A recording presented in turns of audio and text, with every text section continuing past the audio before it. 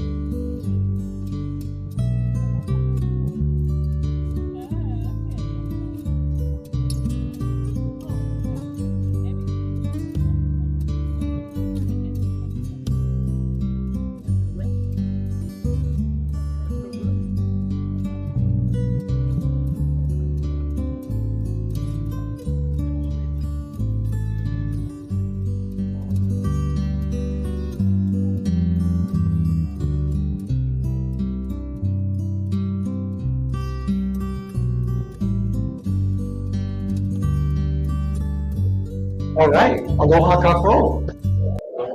Welcome to the After Dark in the Park program. As you guys have probably heard, this may be our last After Dark in the Park program for some time. I know, yes, thank you, Sandy. One person, yeah, I'm shocked. Oh, there we go, thank you. That was, see, I didn't even pay him for that. He did that on his own. We do have a good program for you tonight. A lot of this will pertain to our local folks. So just by a show of hands, how many of us are visitors? So yeah, don't worry, there'll still be cool stuff for you guys to see as well. But for a lot of our local folks, they want to know what's happening at the park as far as the disaster recovery and all the construction that they're seeing going on. And that's the point of tonight's program, is we'll walk you through that. Have 4 different speakers.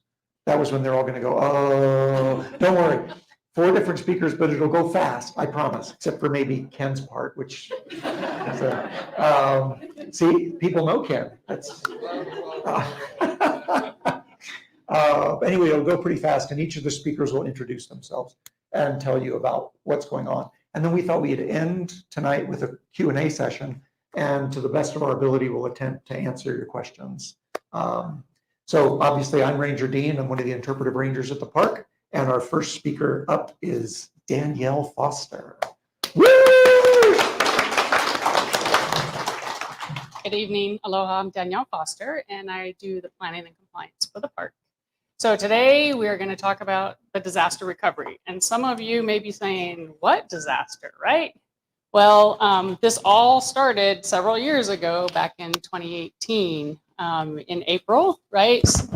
So we had, first we had Pu'u'o collapse, and then we had that big earthquake, and then we had the lava lake drain, and then we started these collapse events. And when we started the collapse events, we closed the park and we all left the summit area. And then on August 2nd, the collapse events ended, which was great. We could all come back again. And then in September, we reopened the park because it had been closed to the public for 134 days. And we finally got enough of the things fixed that we were able to reopen. But it was a lot of work. So there was a lot of infrastructure damage to roads, trails, water lines, and buildings. So we began the repairs as soon as the collapse events ended, and we were fairly certain they weren't going to start up again. And then as we completed the repairs, even after September 22nd, when we reopened in 2018, we started reopening more and more sections of the park. It took a lot of time because we had a lot of damage, and it took money to get the money and the planning and all that stuff. But we got all the roads and trails reopened. And we also had a lot of damage out at Uekuhuna Bluff. And so that's where Jagger Museum and the Okamura building and the Geochemistry Annex building were at. And they were heavily damaged by the collapse events. And so it was determined that we would have to abandon those buildings. Sorry, my arm gets tired. So it was determined that we need to abandon those buildings, and then we would deconstruct them. And so the next steps then we're planning on, well, how do we replace the functions that we're losing at that? Because that was a lot of space and a lot of things were happening up there. And so during this time, USGS, Hawaiian Volcano Observatory, was also working with us planning because they were also needing to figure out where to go next. So we're going to switch to Dan Kitchell, and he's going to talk about, so we did all that planning and we figured out what we're going to do to fix the functions that we lost. All right, thanks, Danielle. Yeah, my name is Dan Kitchell. I'm the park civil engineer, and like Danielle stated, we had completed all of the planning and design and prep work, and we are now actively in phase 1 construction, which you can see all around you in the park. So right here, I'm going to start from the entrance and the traffic circle. As you enter the park, you'll notice immediately off the bat, there's been some interruptions in the traffic lanes.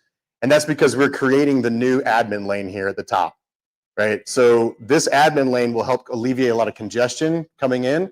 And then as these areas were not damaged as part of the 2018 disaster, they were still heavy focus areas for alleviating congestion at the entrance. So now when the traffic circle is complete, it'll no longer be a left-hand turn or continue on. There'll be 3 options in the roundabout. The first will take you directly into the KVC parking lot, so you can bypass all the other traffic. Or you can continue along and go to Crater Rim Drive East and go out that way to the Bluff West. Yeah, thank you. Or you can continue on and go through Train of Craters down to the coast. So, east, thank you. So, yeah. Right. So this is the concept sketch for the actual layout. And here's the artist's rendition of what it'll look like, or could look like upon completion. So this has the 3 exit lanes and the entrance lanes right here. So. All right, so here's some current construction photos from June and August. As you can see, they did rough grading here on this left-hand photo, carving out that new admin lane. And now we are almost finished with final grading and ready for the final asphalt plate placement. So that will be wrapping up here pretty shortly. And you can see this is all of the revegetation work that's going up there. And here's another view of the traffic circle of where the traffic circle will actually be. So these are the lanes that will enter into KVC right here. And this is the entrance to KVC right here. So the other one is off screen, you can't see. But these are done with final grading and are ready for pavement surface here coming up. All right, so here's Uwikahune Bluff. This is pulled from the environmental assessment, and there's some small changes to here, but this represents what, as they take the structures down here, as the tower came down and Jagger came down, this is what the overlook will look like upon completion. The restroom will stay, it's gonna be rehabbed, and it'll be right where it is currently. There's gonna be a new trail here that leads out to the triangulation station. And then this is what the final bluff will look like. There'll be some minor differences in the placement of benches and rock wall as we're working through, dealing with the cracks that are still out there at the bluff. So there'll be some small changes to the final layout. All right, and I'm going to save a lot of this for Ken Hahn to discuss later, but I wanted to highlight the deconstruction at the bluff. One of the big success stories was that this was not a demolition project. This was a controlled deconstruction, and the contractor that won the work was able to award a subcontract to a company that reclaimed almost all the materials from this site. So all the materials were then taken off and they will be resold to the local economy for purchase. So none of this went to waste. All of that historic lumber, all the historic materials are going to go to projects somewhere else on the islands. So, all right, that concludes my portion of the briefing. I will hand it back to Danielle. All right, great. Thanks, Dan. So in our finding of no significant impact that we did for the phase 1 work, we said in there that we would have to complete some additional planning to figure out how we're going to replace that lost function of Jagger Museum, because it was really important. That was a large space for visitor contacts as well as for the bookstore. So we went back to the drawing board and we came up with an alternative that we are going to implement. And so this is going to be the way that we do this. The Kīlauea Visitor Center that we are here now, which is why this building is going to close, is going to be rehabilitated so that the front part of it that is now offices will actually be converted to retail space and visitor in education information space. So it's going to look a lot different. We're going to remove the restroom building that's over here on the west side, and we're going to rebuild it on the east side. The main reason, well, there's a couple of reasons for that. One is that we needed to do some serious upgrades to that building anyhow and meet some accessibility that it was not meeting. And so we were going to end up, it's better just to tear it down. And we wanted to put the hālau, which is an outdoor 24/7 interpretive and information space. We wanted to put that on the west side of the building where those restrooms are, because it's just a better placement due to the weather patterns, prevailing weather patterns here and everything. So that's how it's going to look. We're going to also do some accessibility upgrades, because right now we don't have full accessibility, for the parking and some things like that. So we're going to fix all that stuff at the same time. And here is an image of what the inside is going to look like. So you can see the restrooms on the far east. What is now offices will be the retail. Some of the office space will also turn into the new lobby. And then there'll be what we're calling an exhibit gallery. And then on the west side will be the hālau. So it'll be a large open space. Here's a rendering of what that area will look like. The front of Kīlauea Visitor Center will essentially remain the same, with the exception of having new structures on either side of it. So, but the building itself is historic. It's from 1941. And so we wanted to maintain the exterior historic look and feel of the historic Kīlauea Visitor Center. And so you can see the hālau on that side, on the west.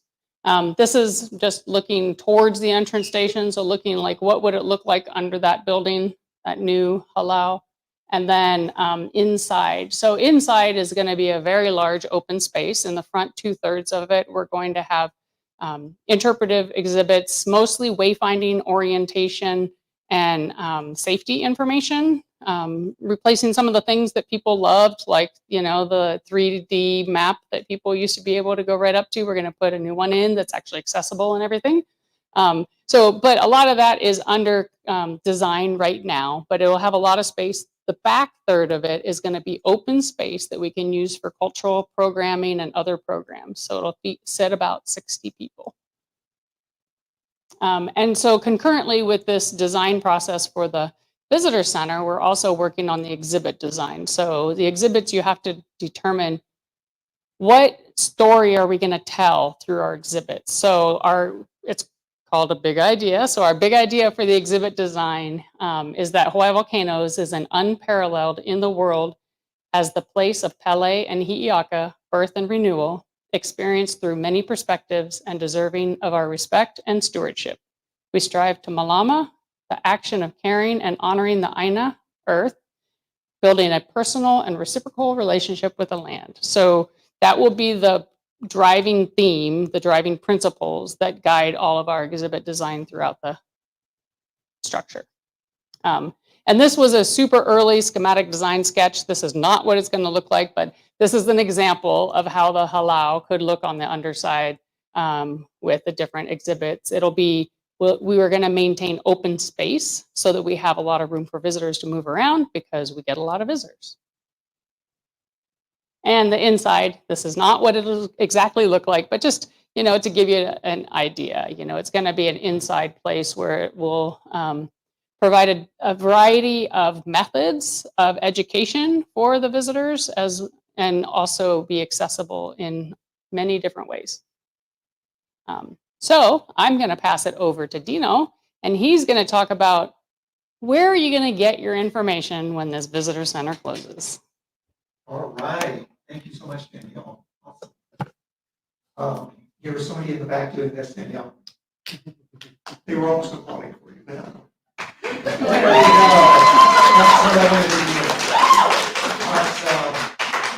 So I know the big question for a lot of the locals and a lot of visitors is, so I come into the visitor center right now, when I come into the park, I look for the American and Hawaiian flag, I turn in, there's those wonderful rangers behind the desk, like a lighted dandy. Oh wait, highlight, I didn't see that.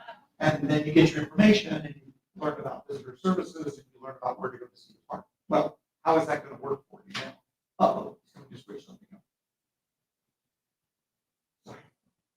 Thanks. So if you guys didn't know, we're live streaming now, plus it'll be up on the YouTube channel as well. So how are the visitor services going to be carried out?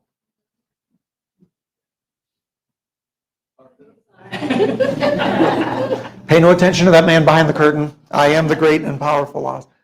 All right, so this is the building that we're in right now, is up here. And the area in red will be closed. You're exactly right. So that's going to be a little disheartening for some of you. But if you're over here at the Art Center, you're wondering where people are going to park, these spaces will all be left open to park. And there's even going to be a spot over here for the Helion bus. So the bus services will still continue. It'll just be the main visitor center will not be there. Did I miss anything on that? No? Danielle's nodding her head. I did good. Okay. Signs along the fence will direct people to the temporary visitor center, which means you're going to continue driving up the road. And so here's where the building we're in now. You'll drive up the road, past the steam vents, get a free spa treatment and a steam facial without the hotel prices, then drive up just past the Kīlauea military camp. You'll see there's this ball field over here, but the signs will direct people into where the front of the ball field is, and that's where the temporary visitor contact station will be. And now we're just zooming in a little closer. So here's the spot, but you'll notice it's also directly across from where USGS is building their new field station. So this is just sort of preliminary, but this is the way we think it might look. There's going to be a main building here with a 6-foot lanai. The building itself is about 30 by 20 covered. There's storage in the back here and an employee lua. And then this direction, there's going to be one ADA parking space and an ADA lua that will be available. I'm sorry, for those of you not from Hawaii, lua is the toilet. So then you drive down, I mean, I'm sorry, you could drive, couldn't you? You drive down here and all the visitor luas are here on the downwind portion. We hope. So interesting placement, but you guys are really wondering, yeah, but what is that fantastic building going to look like? Like this. I know, it's one of those pop-up buildings where it comes on a big barge and then they drop it off and then it expands like origami. So this is what the actual building looks like. As you can see, the lanai sort of folds out in the front and then the sides will sort of slide out. And then the top opens up. I don't know if you guys can see it in this photo, but see how this part telescoped in and now is slid out to here. So inside, we will have electricity, and there's going to be a place for rangers and visitors to get out of the rain, and HPPA is even going to have a place for sales as well. Pretty cool. But wait, there's more. In addition to that visitor center that I just showed you, we are going to have a mobile ranger station. Now, this one is from Missouri National Recreational River.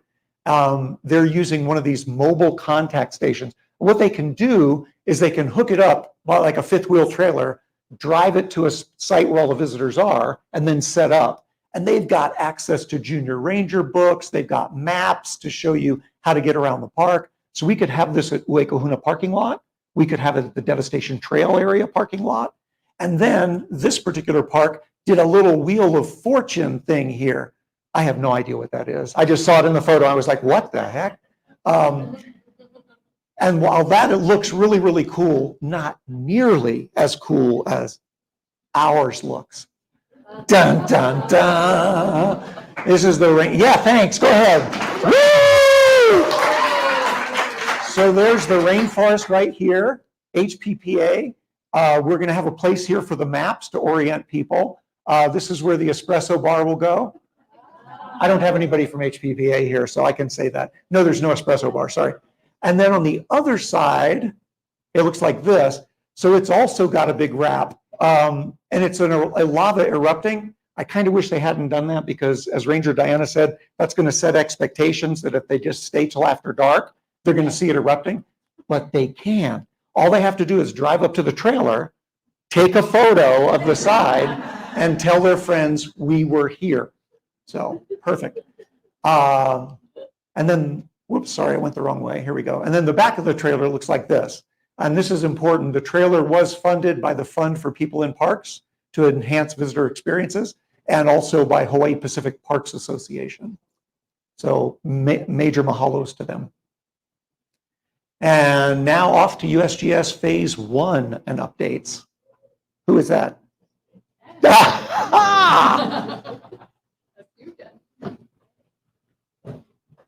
That's your button for the slides right there, laser there. Okay, well, I don't know if I'm going to be as exciting or get as much applause as all the rest of these guys, but I will do my best. And I'll tell you, we're holding something in reserve because I'm only going to talk about one building that we're getting. We're getting two buildings, but I don't want to get the Park Service too jealous. But but we're actually going to have a building up here in the park, and then another one down on the Hilo campus in town. And we'll be down there with the Pacific Islands Ecosystems Research Center, which is another USGS facility that currently is in the park.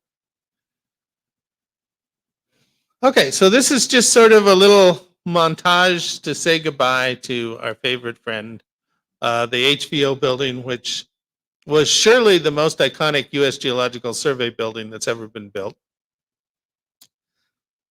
And, you know, having that little tower up there, that was Tom Cassadeval's idea to put a control tower on top of there. Tom was kind of a crazy guy. But that building came into service in 1986. It was officially opened in 1987. I was one of the first residents I came here in June of 1987. And, you know, it was a wonderful place to work.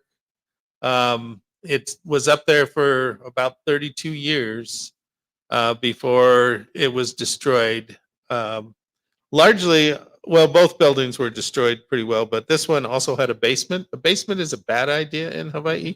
If you're building a house, rethink the basement plans, okay? Don't do it. But that tower, down in the lower right, you can see a picture of the last eruption in the caldera last September in 2023, viewed from the tower up there. And same thing with this one on the lower left. You can see the fissure eruption down in Halima'uma'u and the building up on the right. So it was a wonderful place. It's, kind of built as part of our wonderful partnership that we have with the National Park Service. We have a really unique and wonderful relationship that's been over a century between the two agencies working together here. And while other parks in the USGS work together, there's nothing like this where we're actually part of a big family that works together here. So it's wonderful that the park has helped shepherd us into getting our new building, and we owe them a lot for all the help that they've given to make this a reality. We also owe our congressional delegation a lot for providing the funds through a disaster supplemental to put a building back up here in the park for us. So I just wanted to go through, the USGS has a motto. It says, "Science for a changing world." However, most of us that worked in that building were kicking and screaming at losing that building. Change is okay as long as it happens to somebody else, or if it happens in a way you want. When you say, "Oh, I'm getting a raise," that change sounds good. I'm thrown out of my house, that change doesn't sound so good, So anyway, it's something I just wanted to kind of recount all the places that HVO has been. And actually, we're kind of filling in our tic-tac-toe board here. We've been pretty much everywhere. So this is the first HVO building, was built in 1911 over on the eastern wall, probably around Keonekakoi Crater or someplace over in there, or someplace under where Pu'upuai is. It's really kind of unclear where that was. So that's the first building. It was only used for about a year. And then Jagger, when he came here in 1912, built this building, and it's right on the west end of Volcano House is kind of where it was. It was taken down to build the new Volcano House out on the rim. And you can see, notice the lack of ohia trees and everything up there, because we're only 100 years out from the big explosive eruptions that pretty much wiped out all the forest around the top of the caldera in there. So that's the first HVO. And that little building lasted for a long time. It wasn't till 1940, moved out of that building to make the new Volcano House. And we went in with the Park Service in the Ohia wing, which is the little building between here and the Volcano House. And we were supposed to actually come occupy this building. So this building was a natural science building that was built, but the Army took it over at the start of World War II as soon as it was built and used it as headquarters here.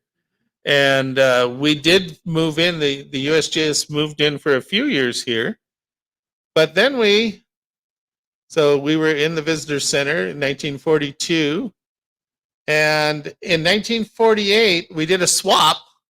The Park Service, who was using the original Jagger Museum building out over on Uikahuna Bluff as a visitor center and offices, swapped for our space at Kīlauea in this building, and USGS moved out to that building. So I don't know what the particulars are between that swap, but there was a swap that went on in there.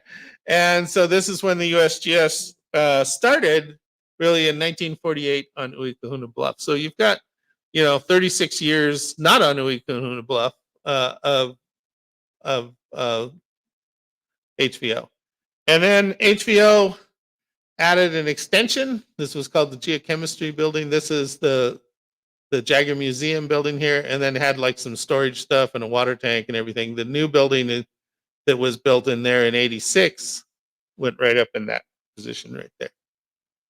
And so modern HVO built in 1986, occupied for 32 years, and it's been sitting vacant along with Jagger Museum since 2018. So it eventually had to come down. And so you can see where it was over here. So the only place we've been over here, we've been over here, we've been over here. The only place with buildings we haven't been is up here. So it's only logical that we move up there. So we fill in the last square and we bingo before you guys did. Yeah. So we're going to fill that in. And so there's the ball field that Dean was talking about. And our building's going to go right in here next to KMC's kind of boneyard over in there. So we've got a nice space in there. And the Park Service is generously letting us keep our radio tower at Uikahuna Bluff and radio room that connects, because that's where all of our data flows through that tower right in there. And we'll actually have cameras up on that tower. We're putting some new cameras up in there and stuff that actually have a much better view than we did. So actually we'll have as good a views from that tower up there that we did from the control tower on the building. So we're keeping most of the functionality, and we'll be close because we'll still be in the park, which is great, and so we can still, get to things fast. We can work with the Park Service. We're going to have some space that we can share with the Park Service in this building. So it's a new phase in our relationship, both with the park and with doing work in here. So, okay, so let's see. So this is kind of pictures of some of the stuff that was going on in 2018. And then this is the picture. Here's HBO down here. And this is all basically rock dust that covered the whole area. And we got to thank the Park Service for sweeping all that up, disposing of it. But the landscape was all gray after the summer of 2018. And this stuff was kind of like airborne cement. It came down and formed a little crust on everything everywhere. So it was hard to clean off of buildings and cars and anything that got left out in it. But so these are the buildings, and right in through here, see these trees right in through here? It seems like when they were building the building, they should have had a geologist look at this. But those trees are there because there's a place where they can get water. There's a big crack that goes in through there. And all of these things are big blocks. As the caldera formed, in around 1500 AD, it subsided. And you can see the same thing going on here, blocks trying to slump into the big hole in here. So the edge of the caldera was doing that. Right below Volcano House, you can see the same steps going down. So what happened in here is they're not really faults, but they're blocks. And the vibrations due to these earthquakes, there was 1 magnitude 5 earthquake a day for 60 days and tens of thousands of small earthquakes in there, just shaking and shaking and shaking. So it just vibrated these buildings to death in here. So, this will be the area. And this is a great area to view, as everybody that lives here knows. So restoring it to a place where it has a more natural feel is a good thing as well. And then this is the new building we're going to get. So this is an artist's rendition of the building that's going up right now next to KMC. It's going to be a 2-story building. One of the, I think us and Volcano House are the only 2-story buildings. Yeah. Oh yeah, that's right. Pierce has one too. But so it's going to be a really nice building. So we'll be there, and we'll be easy to locate and find.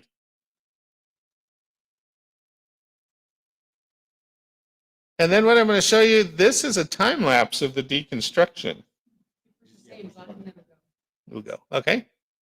So we put a camera up on our tower, and Matt Patrick did this, one of our geologists.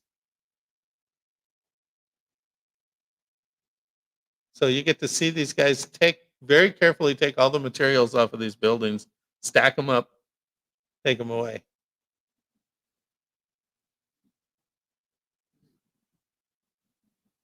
Till they get to the cinder block bits, and then they have to kind of crunch it. So there's the old basement, right? And so they knocked all the cement stuff in there and clawed that out. But now you can see, what's going on. And so these areas, as Danielle said, these areas in here where the building was and this building was, will be restored to natural landscaping and stuff in there. And there's a big pile of stuff right behind this picture that we call the berm lovingly. It's all the stuff that was taken out to build that basement, right? So all of that material will be put back in there as well. Now we're going to look a little time lapse of the new building going up. So this is since April. This is construction of the new building.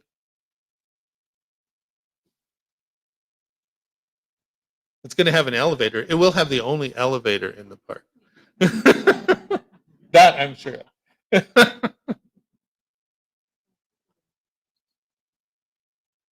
So you can come over and ride the elevator when you want to.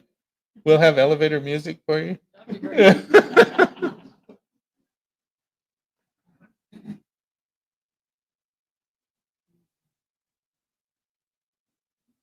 So that's the state that the building was in as of Friday. So that's where it is. So we've got a fair amount of the first floor done and starting to put up the second floor there. And then I guess I should probably wait on that. You want to do questions on this or should we just go? Okay. So as an extra little bonus for people that made the trek all the way here, thought we'd just talk a little bit about the very unusual events that have happened here in July and August. Starting around the 22nd of July, here's the summit of Kīlauea Visitor Center. We're right up in here. This is Crater Rim Drive coming here, and then you turn and go down Chain of Craters Road by all these craters. This just lit up with earthquakes on the 22nd. We have locatable earthquakes and the earthquakes that are too small to locate. So locatable earthquakes were going at about 40 per hour. And we had a lot of magnitude 3s in there as well and a bunch of magnitude 2s. And then we had about 4 or 5 times as many unlocated earthquakes. So we're really looking at something like 150, 200 earthquakes an hour going on in this thing. And quite a few people, if you lived up here, you felt these things in late July. So this lit up and then it migrated down, and we have the East Rift Zone, which is the zone of vents out in here, broken into 3 pieces. There's the Upper East Rift Zone that goes like this direction. Then the Middle East Rift Zone goes way out, and then, sorry, there are 2 pictures in here so you can't see it. And then there's a Lower East Rift Zone down in Puna where people live. But these were the first earthquakes that turned the corner here. And until this time, since 2018, we hadn't seen magma make it back into the Middle East Rift Zone. So it punched its way from the Upper East Rift Zone into the Middle East Rift Zone during this event. And a shallow dike was in place. Oops. And you can go see the impact of that if you go out to the Honolulu parking area and see the offset curbing and road that's out there. So this dike was in place sitting in between these 2 guys. And then the really interesting stuff started to happen. So that whole event was over on about the 25th. And then this is a satellite image using radar from outer space to actually look at deformation. And so there's a couple different ways that you can measure things. One is to use lasers, and you time the laser and you bounce it off things, and you just know how fast it's going, so you know how far it is by how long it takes to go down and come back. This is a little different. With the radar, we really can't time it. But what we can do is we can check and see if the ground is the same size as it was before, because when the satellite flies over, the waves should be in phase. So if you think of waves that go like this, they should match up identically. And instead, what we're seeing, if the ground changes, is we're seeing the waves shift. And that shift, we can actually measure the number of wavelengths it shifts. And so we're measuring by how many wavelengths this shifts. This has this ugly physics and math component to it. but anyway, it's a very clever idea. And so we use these colors in here to do this. But what it shows in here, I didn't put the one of the dike, but there was a very strong signal when the dike was formed in here. But magma started just leaking down into the Middle East Rift Zone. So past Makuapui Crater and out by Nepal Crater, we had this circular uplift. And so this was 2 satellite passes, one on the 7th of August, or one on the 26th of July and one on the 7th of August. And this is the 7th to August 19th. And now look, this circular bullseye has now moved down between Nepal Crater and Huo. So this is really unusual. The normal, if this was a dike that was going down there, there tend to be vertical crack-filled fillings of magma. and it tends to make an elongate shaped deformation pattern. This circular pattern suggests that we're deep because it goes way out past the edges of the rift zone. So you have to be kind of down deep to push the rock up. If you're shallow, you can't push very far away from where the deformation is. And it's very symmetrical. So it's like a body that is being filled, and then it moved and it started filling. And these are two places historically we've known where magma accumulates. This is one, and then underneath Pu'o'o over here is another one that we've seen it accumulate in the 1960s and stuff. So we're back to accumulating magma in these places right here. This isn't really getting primed for an eruption, but if you can think after the big 2018 thing, we took a huge amount. We took about 15 years worth of lava storage up in the summit and transferred it down to Puna and out into the ocean. And so what that did was took a kind of a pumped up system where everything was pressurized, and it sort of deflated it down. And so what we're seeing now is this system repumping up and getting magma out into here. So it's starting to pump up so magma can be transported in these sections again now. And just last night, starting at 9 o'clock, we had another flurry of earthquakes in here. And it wasn't as severe as these because we didn't see a lot of magma move from the summit out in here. But something happened in here where magma was moving for about 4 or 5 hours last night, kept us up. We kind of peaked around 2 o'clock at 35 earthquakes an hour in there. And then it kind of calmed down. It's still going on at a low. It's idling out there right now. So we don't know if it's going to pick back up again or not. And I actually haven't looked at my phone for an hour, so I don't really know if it has or not, but I don't think it has. But anyway, that's kind of the state of the volcano right now. And I can show you these are the earthquakes for the last week out here. And so here's Kilauea caldera. Here's the Upper East Rift Zone, Mauna Ulu right here. This is out towards Makuapui crater and Nepal crater right there. And the yellow ones are earthquakes that are 1 to 6 days old. The orange ones are in the last 24 hours, and the red ones are in the last 8 hours. So it can kind of show you how many earthquakes we've gotten in the last week there. And like I said, these are the locatable ones. The size of the dot is equal to the size of the earthquake. So there's a slew of magnitude 2 earthquakes out there and a lot of high ones and stuff like that. So that's a lot of earthquakes out in there. So things are humming still. And, you know, after we've kind of pumped up the Southwest Rift Zone earlier this year and had an eruption there in June, now we've shifted over to the East Rift Zone and it's pumping that up right now. So we'll just wait and see what happens. And I think then I'll go to the last slide, which looks like, there we go.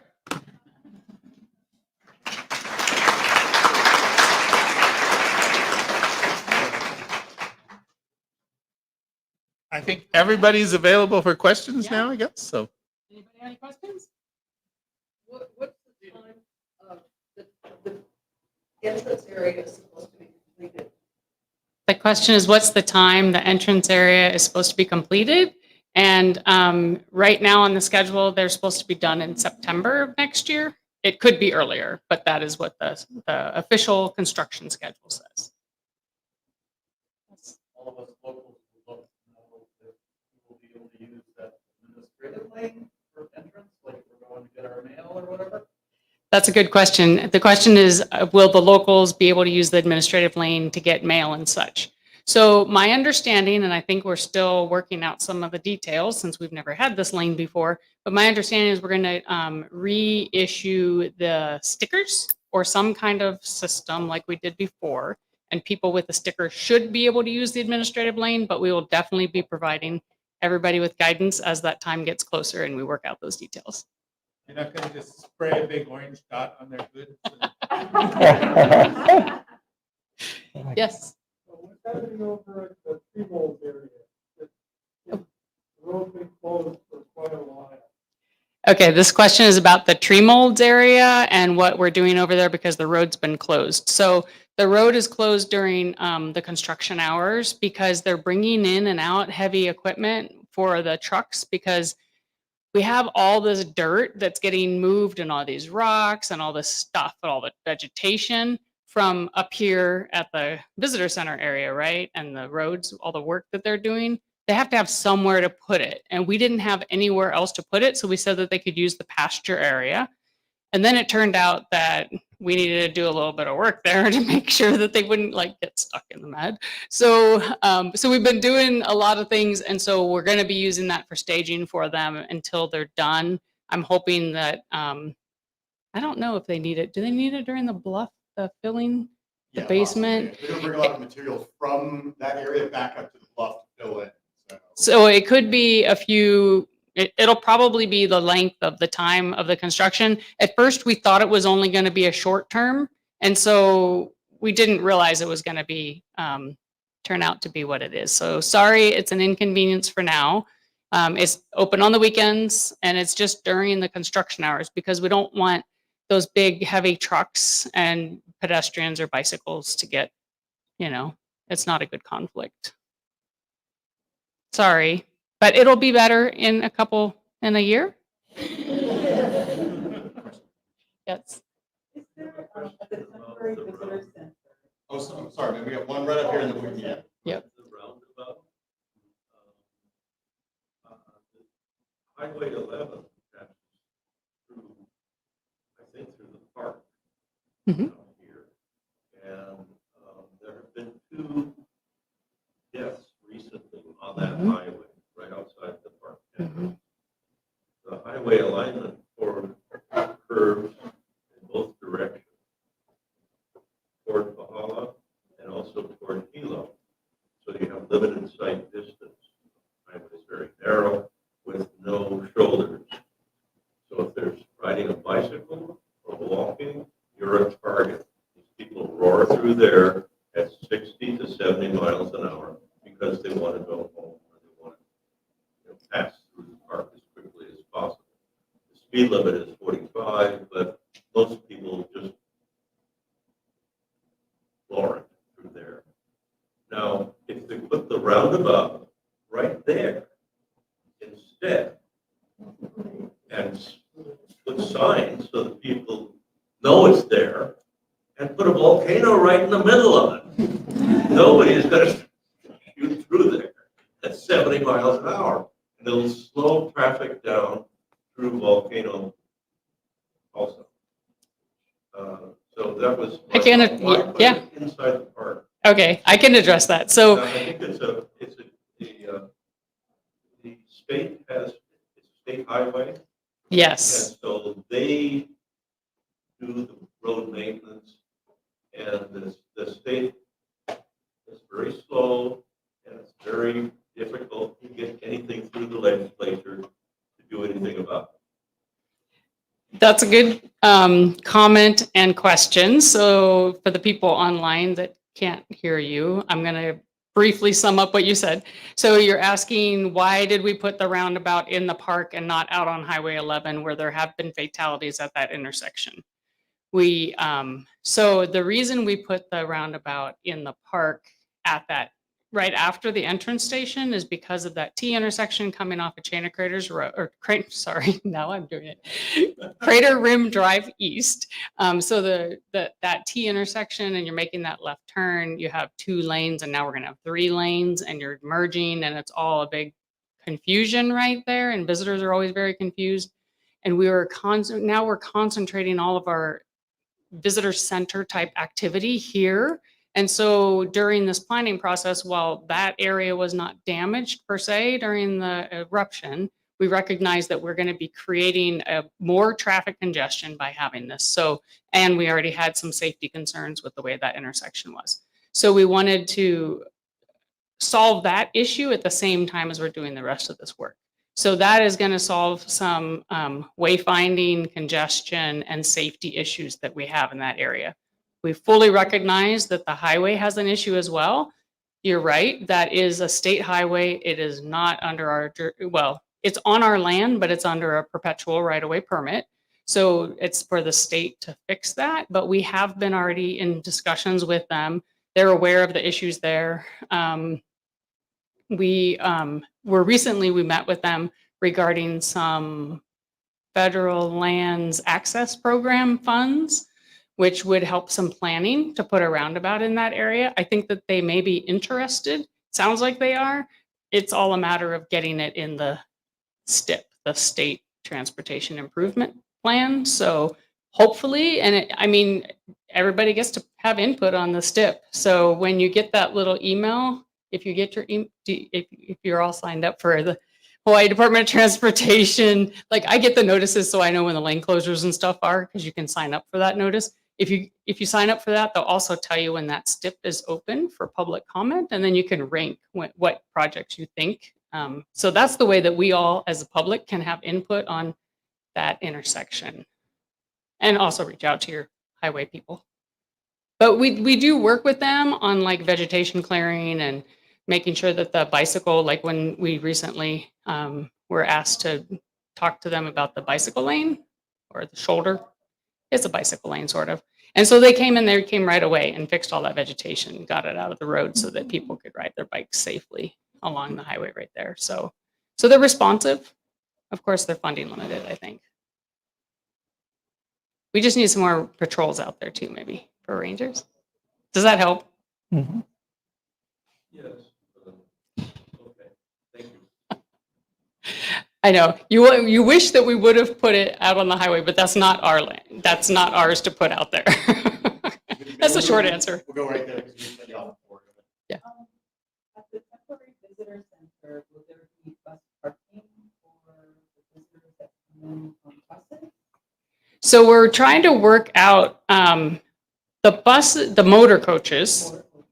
I don't think would be able to park in the ball field, but we are trying to work through how could we have them park or drop off right there in that general area so that they can come over to the contact station. Some- And we're still trying to figure those little pieces out. But yes, we recognize that the motor coaches need to come.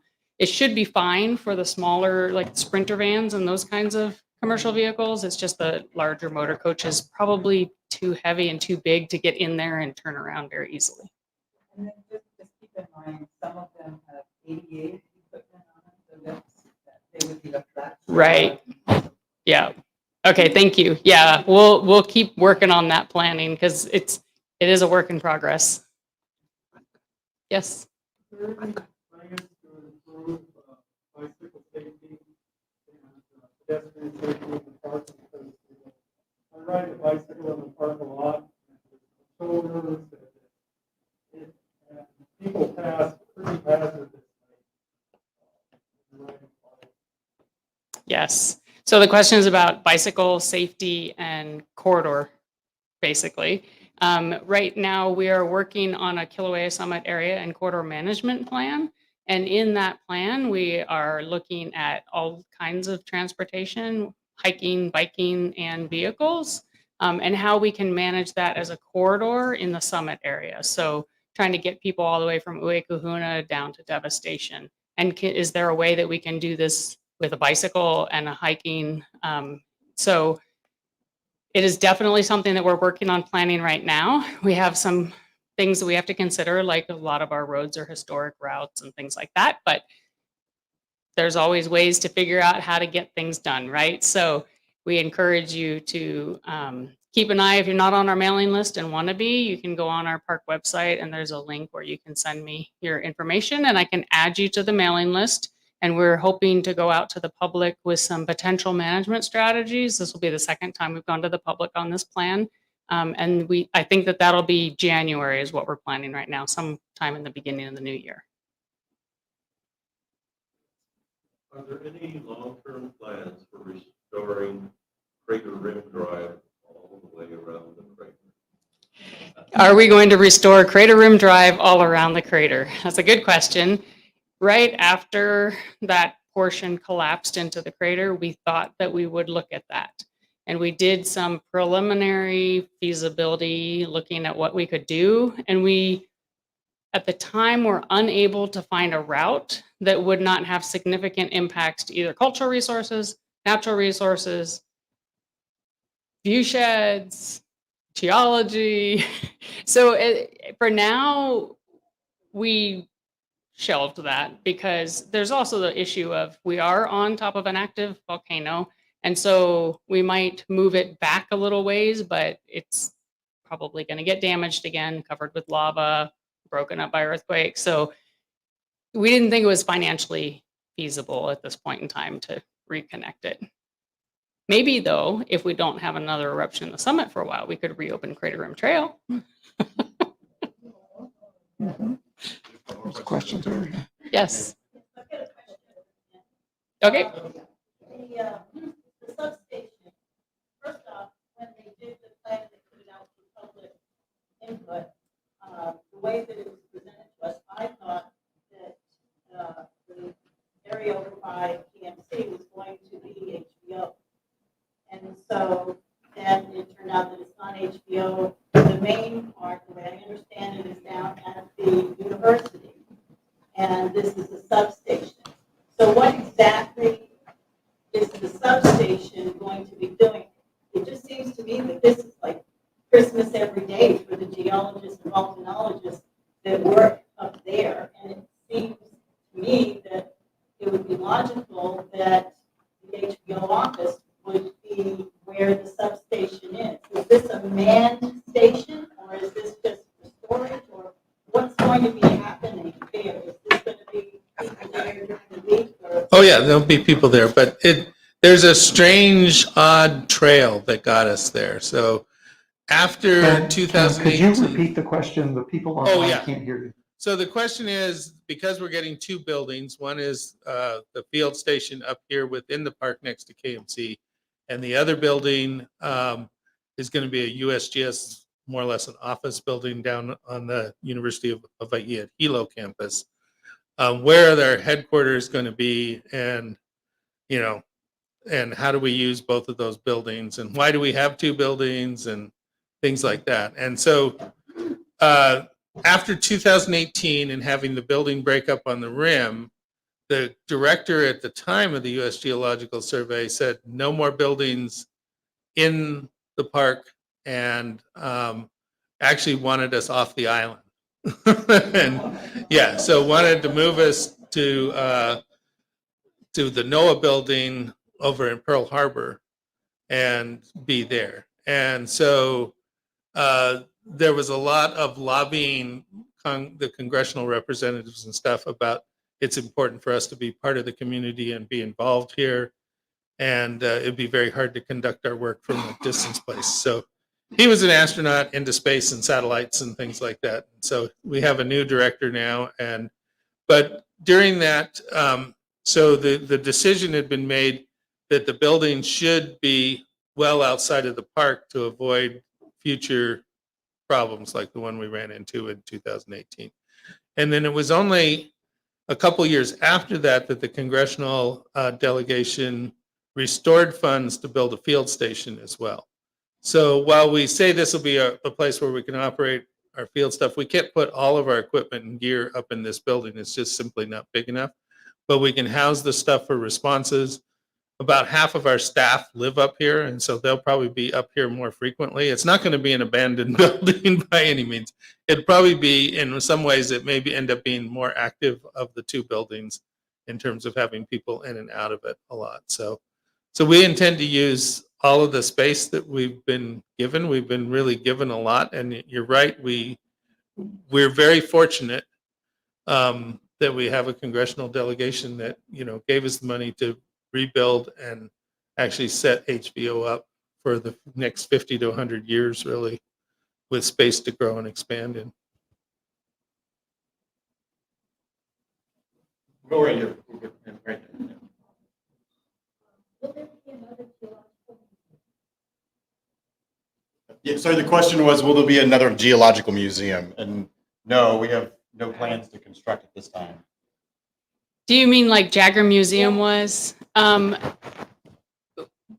No, not in that sense. It'll be different. I mean, because right now we're going to have one visitor center where we have to address everything. So we'll address everything. It just is not going to be the same as Jagger Museum was. It will address geology, yes, just not in the same exact way. Yeah. Danny, you had a question right there real quick. Are we putting in EV charging? That's a good question. We get asked that a lot. We as the government cannot put in an EV charger and collect money from people for it. However, when we're doing this visitor center work, we are going to build all the electrical infrastructure and have it underground and ready to go. So when we find a partner that is willing to put in the actual stations, we will be able to do that. Because right now this building doesn't have enough power, so we could never even do it at this point in time anyhow. But we're going to get increased power. We're switching over to 3-phase. So we will have the electrical capacity. And we just need a partner that can put in the stations and do the charging or whatever they do. Sorry, go ahead. Yeah. In 2018, the park reopened for a period of time, regular drive that was closed just past KMC, road repairs and such. Even though it was evident to me, turn around and go back, drivers, tourists mostly, were driving all through KMC, trying to find where else can we go, where else can we go. Sometimes at unsafe speeds, there are kids in there, and so on. So it's a plea to do whatever you can for safety, signage, make sure that the temporary visitor center, where to really tell people where to go and where not to go. Keep it a safe situation for the KMC patrons, visitors, people getting mail, whatever. Also, that entrance, that last entrance in the KMC, if you look at it, is quite narrow. I just can't see even one of those mini buses in the park make it past each other there without somebody going up on the side. So I don't know what to do about it, but hopefully we'll go. Yeah, thank you. The comment was about the transportation around the roads and narrowness around KMC. And yes, we will take that into consideration. We could do like a one-way in, one-way out kind of a thing too, using that one curved way. So we'll keep looking at that. Thank you for that comment. All comments are always welcome because you all see things that like we might see, but we might not, until you actually start something, then you're like, oh yeah, this is a problem. So it's good to get everybody's input up front because then it helps you see all the potential scenarios. And that we are requiring in the contract a whole bunch of signs so that we can get people to where they need to be so that they know where to go. KMC's put a lot of speed bumps in, so hopefully that will slow people down when they get distracted and go the wrong way. But otherwise, hopefully the signs will keep them on track. Yes. For the things that are at the Pahoa Lava Museum. The things that came from Jagger and went down there, is that going to come back up here or is it going to stay down there? So the items that were provided on a long-term loan to the Pahoa Lava Zone Museum are going to stay with them. I believe it was a 99-year loan. Yeah, they're not going to come back up here. So you can now place your bets on whether or not Pahoa will be here in 99.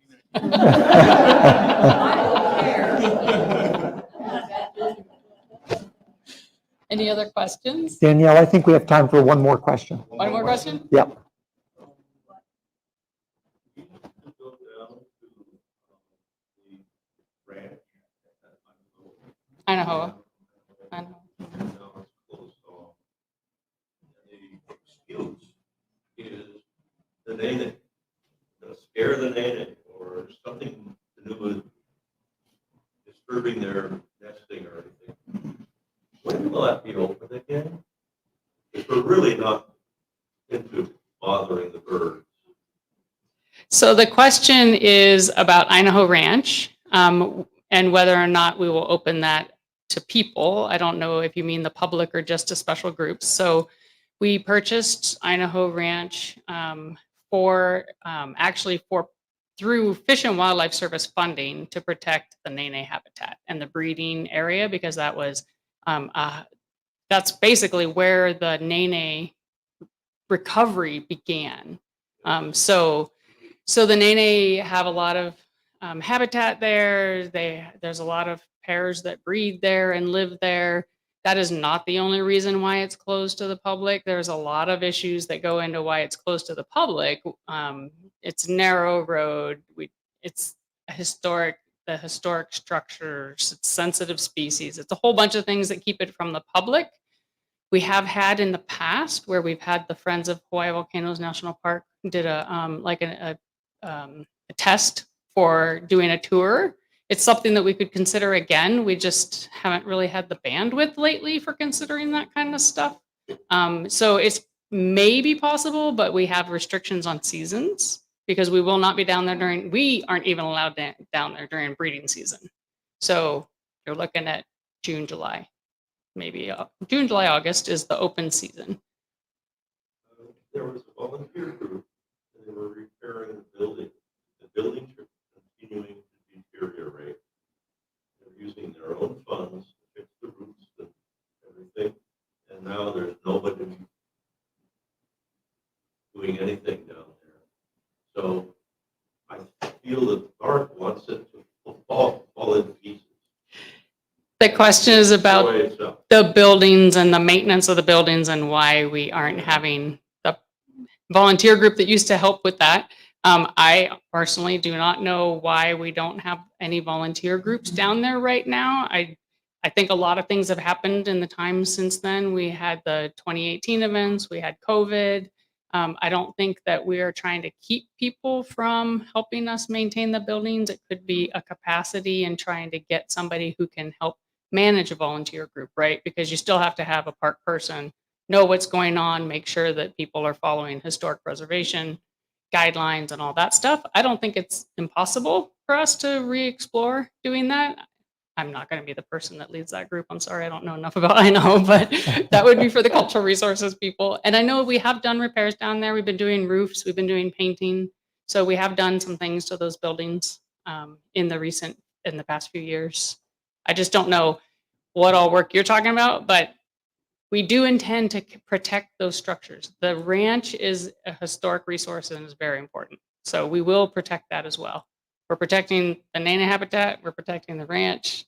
We're trying to protect it from fires. We're working on fire breaks, like making sure that we're keeping the mowing done so that we can have a fuel break so we don't get a massive wildfire that takes it all out. So we are working to protect it. Completely off topic from disaster recovery for those of you might not be aware. Thank you, Danielle. So we're supposed to wrap up these programs in an hour. If you didn't get your particular question answered, I know these folks will be hanging around for a little while. So please come on up. Drive very carefully when you go home. I did hear there's apparently a hole that opened up in front near the golf course. Anybody else knows about that? Yes. So if you guys remember 2018, when we had to drive over a metal plate to get to our houses.